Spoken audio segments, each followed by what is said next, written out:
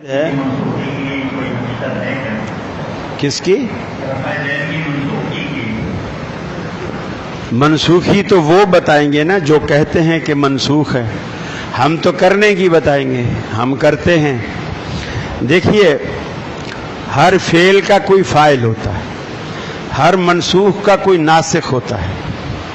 اگر رفع الیدین مثلا ہم کہتے ہیں سابقہ کتابیں منسوخ ہو گئی، تو ان سابقہ کتابوں کو کس کتاب نے آ کے منسوخ کیا؟ قرآن مجید نے.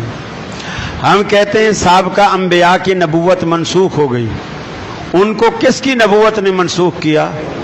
محمد رسول اللہ صلی اللہ علیہ وسلم نے. اب یہ تو رفع الیدین نہ کرنے والے بھی مانتے ہیں کہ جی پہلے کرتے تھے، ہم بھی کہتے ہیں کرتے تھے، وہ بھی کہتے ہیں پہلے کرتے تھے. پھر یہ کہتے ہیں کہ وہ منسوخ ہو گئی. اب کس نے منسوخ کیا؟ وہ حکم دکھاؤ،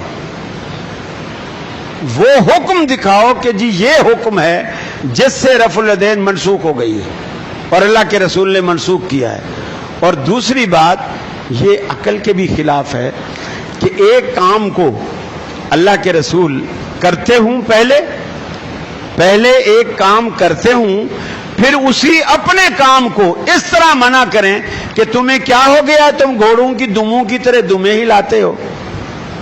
صحابہ نہیں سوچیں گے کہ یار کل تو اللہ کے رسول خود کر رہے تھے اور آج کہہ رہے ہیں یہ گھوڑے کی دم ہلا رہے ہو تم؟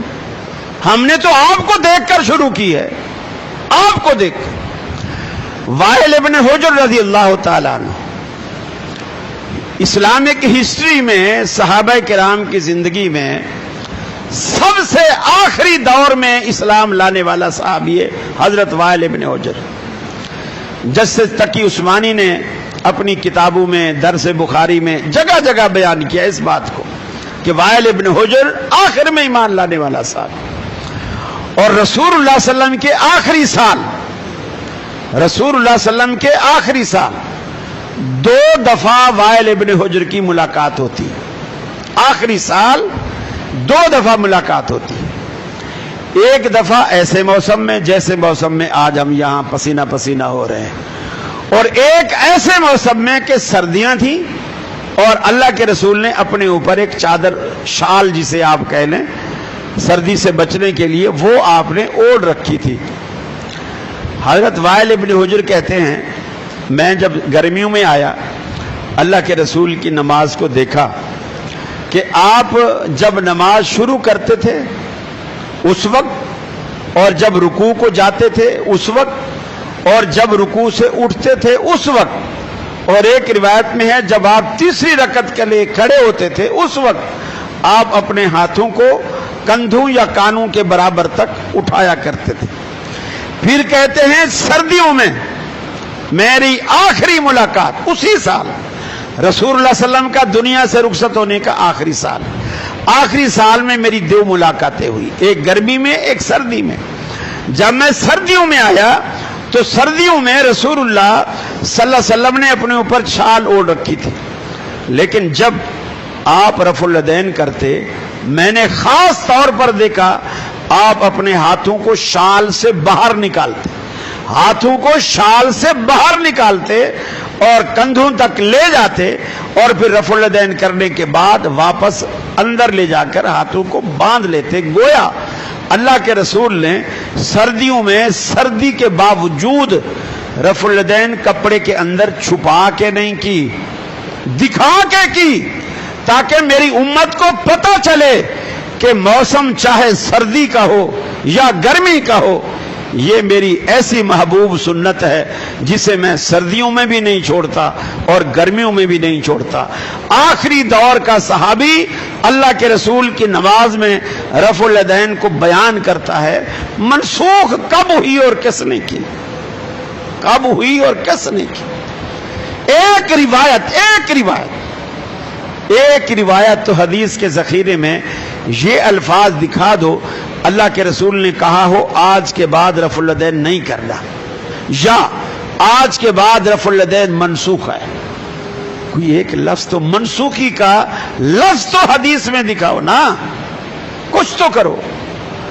تو یہ دعویٰ دیکھو، دعویٰ تو یوسف کے بھائیوں نے بھی کہا تھا کہ یوسف کو بھیڑیا کہا گیا ہے، کہا تھا نا، لیکن آج تک اس کا وہ ثبوت دے سکے ہیں کہ یوسف کو بھیڑیا کہا گیا تھا؟ اللہ نے بادشاہ بنا کے واپس ملوایا اپنے باپ یعقوب علیہ السلام سے، اور پھر ثبوت بھی دے رہے ہیں، دعویٰ بھی ہے کہ یوسف کو بھیڑیا کہا گیا ہے، ثبوت بھی دے رہے ہیں۔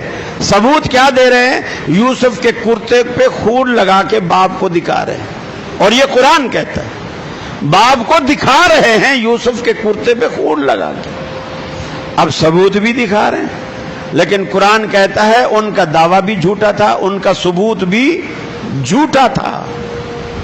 ارے وہ جھوٹا صحیح، تم دکھاؤ تو صحیح نا، دکھاؤ تو صحیح کہ منسوخی کی یہ حدیث ہے کہ آپ نے فرمایا آج کے بعد رفع الیدین نہیں کر رہے، کم از کم میں اپنے حد تک میں یہ آپ سے وعدہ کرتا ہوں، آپ حدیث لے آئے میں آج ہی ترک کروں، آج ہی ترک کروں۔ اللہ کے رسول نے منسوخ کر دی ہو اور ہم کرتے بھی رہے، یہ کیسے ہو سکتا ہے؟ جو بخاری شریف نے 4-5 روایات جو بخاری نے نقل کی ہے نا، دنیا آج تک ایڑی چوٹی کا زور لگا کر دنیا آج تک اس کا توڑ پیش نہیں کر سکی۔ مولانا مودودی سے کسی نے پوچھا تھا، اور یہ جو ان کے مسائل، احکام و مسائل پر رسائل ہیں ان کے 4-5 جلدوں میں، اس میں یہ موجود ہے، کسی نے پوچھا کہ جی رفع الیدین کرنی چاہیے یا نہیں کرنی چاہیے؟ انہوں نے جواب میں، حالانکہ وہ حنفی تھے، مولانا مودودی حنفی تھے، رفع الیدین نہیں کرتے تھے، جواب میں انہوں نے یہ کہا کہ امام بخاری جو 3-4 روایتیں لائے ہیں دنیا آج تک اس کا توڑ پیش نہیں کر سکی، دنیا آج تک اس کا توڑ پیش نہیں کر سکی۔ شاہ ولی اللہ محدث دہلوی رحمت اللہ علیہ، ان سے کسی نے پوچھا، انہوں نے کہا، حالانکہ وہ خود رفع الیدین نہیں کرتے تھے، خود رفع الیدین نہیں کرتے تھے، کسی نے پوچھا، کہنے لگے مجھے رفع الیدین کرنے والے نہ کرنے والوں سے بہتر لگتے، اچھے لگتے، زیادہ پیارے لگتے رفع الیدین کرنے والے نہ کرنے والوں سے۔ احناف کے اب بھی بعض علماء ایسے ہیں جن سے تنہائی میں خلوت میں جا کر کے پوچھو رفع الیدین کے بارے میں، تو وہ کہتے ہیں کہ جی گھر میں علیحدگی میں کبھی کر لیا کرو، یہ بھی سنت ہے، مسجد میں نہیں کرنے دو، مسجد میں نہیں کرنے، لوگوں کو پتہ چل جائے گا، پھر لوگ بولیں گے کہ اچھا خود علیحدگی میں کرتے ہوں گے۔ مولانا ثناء اللہ پانی پتی، یہ 2 ثناء اللہ گزرے ہیں، ایک اہل حدیثوں کے مولانا ثناء اللہ امرتسری، ایک دیوبند کے مولانا ثناء اللہ پانی پتی۔ تو یہ جو مولانا ثناء اللہ پانی پتی ہے، ان کے کچھ وصایا چھپے ہیں، یہ قدیمی کتب خانے والے کراچی والے جو ہیں، انہوں نے وہ چھاپے وصایا، یہ وصایا وصیت کی جمع ہے، وصایا شریف کے نام سے، اس میں ان کی ایک وصیت ہے، وصیت یہ ہے کہ میرا جنازہ ایسے بندے سے پڑھوانا جو جنازے میں سورۃ فاتحہ پڑھتا ہو، جو جنازے میں سورہ فاتحہ پڑھتا۔ مجھے بتائیے اس پورے کراچی کیا پورے پاکستان میں جنازے میں سورہ فاتحہ کون لوگ پڑھتے ہیں؟ اب وہ ڈر کے مارے یہ تو نہیں کہہ رہا کہ میرا جنازہ اہل حدیث سے پڑھوانا، یہ نہیں کہہ رہا، لیکن بات ایسی کہہ رہا ہے کہ اس سے مراد اہل حدیث ہے، کہ میرا جنازہ ایسے بندے سے پڑھوانا جو جنازے میں فاتحہ پڑھتا ہو۔ تو میرے بھائیو، جب بعد میں تمہیں آخری عمر میں جا کے یہ پچھتاوا ہوتا ہے اور اپنے جنازے بچا رہے ہو، تو لوگوں کے جنازے کیوں برباد کر رہے ہو؟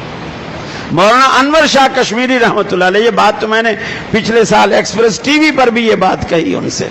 مولانا انور شاہ کشمیری، وہ قادیان کے اندر قادیانیوں کی کانفرنس ہوتی تھی، اس میں ہر سال بولے ہم بھی، قادیانیوں کی نہیں، دیوبند جماعت کی کانفرنس ہوتی تھی، علاقہ قادیان کا ہوتا تھا، تو وہاں ہر سال جاتے تھے۔ یہ جسٹس تقی عثمانی صاحب جو دارالعلوم کرنگی والے ہیں، ان کے والد گرامی مفتی محمد شفیع صاحب، یہ نانک واڑہ والے، ان کا وہاں بھی بڑا مدرسہ تھا، اور یہ تفسیر بھی ہے ان کی معارف القرآن کے نام سے۔ ان کی کتاب وحدت امت، مفتی شفیع صاحب کی جو جسٹس تقی کے والد ہیں، وحدت امت، اس کے صفحہ نمبر 13 پر ایک اہم نکتہ اور ایک اہم واقعہ کے نام سے وہ ایک بات موجود ہے۔ اور یہ نیٹ سے بھی آپ وحدت امت کو ڈاؤن لوڈ کریں گے مفتی شفیع کے نام سے تو یہ آپ کو پورا کتابچہ ڈاؤن لوڈ ہو کے آپ کو مل جائے گا. اور اس پہ لکھتے ہیں کہ قادیان میں مفتی شفیع صاحب کہتے ہیں کہ میں انور شاہ کشمیری کے پاس گیا فجر کی نماز کے بعد. وہ گھٹنے کھڑے کر کے گھٹنوں کے گرد حلقہ بنا کر اپنے سر کو گھٹنے کے بیچ میں دے کر بڑے افسردہ حالت میں بیٹھے ہیں. میں برابر میں بیٹھ گیا. جب وہ وہاں سے ذرا سا فارغ ہوئے اٹھے سر کو اٹھایا مجھے دیکھا تو میں نے کہا شاہ صاحب آپ کیوں پریشان ہیں؟ کہنے لگے نہیں کوئی بات نہیں. میں نے کہا نہیں حضرت کوئی تو بات ہے. تو وہ کہنے لگے کہ بس یہ ہے کہ میں یہ سوچتا ہوں کہ ہم نے اپنی عمر برباد کر دی. مفتی شفیع صاحب کہتے ہیں کہ میں نے کہا حضرت آپ کی آدھی عمر پڑھنے میں گزر گئی آدھی پڑھانے میں گزر گئی, آپ اس کو عمر کا برباد ہونا کہہ رہے ہیں. اگر یہ عمر برباد ہوئی تو پھر کام میں کس کی عمر لگی؟ وہ کہتے ہیں شفیع بھائی میں آپ کو صحیح کہتا ہوں ہم نے عمر برباد کر دی. میں نے پوچھا حضرت آخر بات کیا ہے؟ کہنے لگے ہم نے ساری زندگی یہ کوشش کی ہے کہ اپنے مسلک کو دوسرے مسلک پر ترجیح دیں. امام ابو حنیفہ کے فتاوے ان کی باتیں ان کے اقوال ان کے دلائل تلاش کریں اور ان کو بڑھا چڑھا کر بیان کریں. اب میں سوچتا ہوں کہ ہم نے عمر کس چیز میں برباد کی. ارے جب آخری عمر میں جا کر پچھتانا ہے اس سے پہلے ابھی سوچ لو, یا پچھتانا بھی ہے تو ابھی پچھتا لو. عمر باقی ہے توبہ کر لو اللہ تعالیٰ سے معافی مانگو تاکہ اللہ رب العالمین ہمیں